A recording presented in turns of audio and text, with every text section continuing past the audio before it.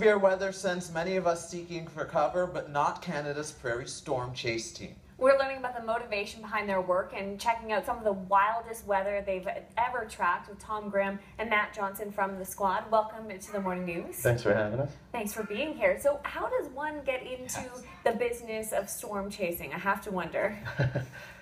Basically, we all have a love for weather. We've always been following it since we've been small. And then it just grew to a passion that we just wanted to be there and see what the atmosphere can do. It's quite amazing. What's one of the wildest storms you've ever tracked? I don't know. This past week we were on a really good one out by Buffalo Lake.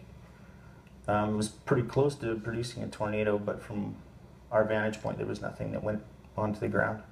So is this something that you do full time?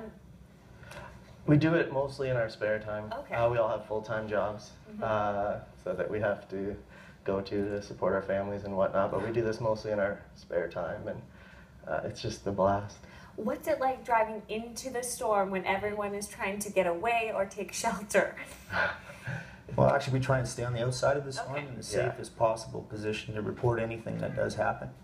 And that's pretty much the main goal, is to report to Environment Canada, Weather Network, and news agencies to help them further the warnings and see what's on the ground, because they're just sitting in a desk and they don't really get to see what's going on. So that's our primary goal, really.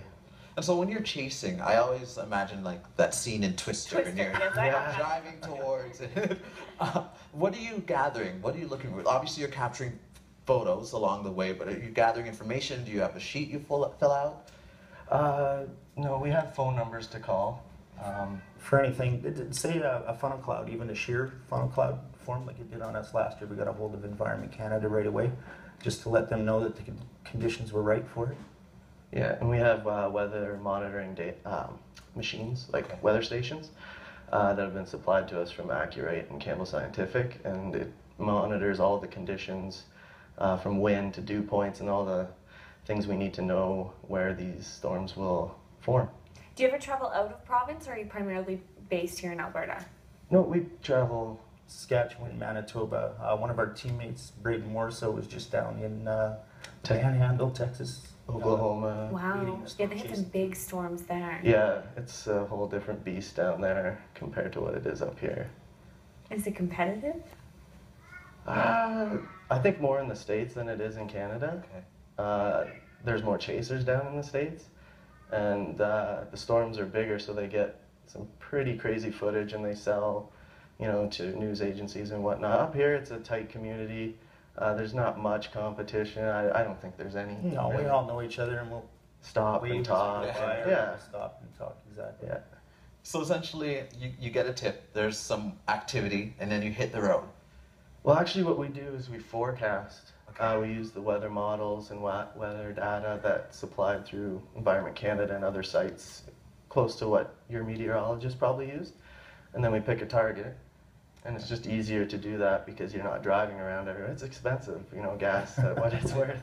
Yeah. So it's better to just be there where it's going to happen than sit at home and wait and see something and then just drive to Hannah or.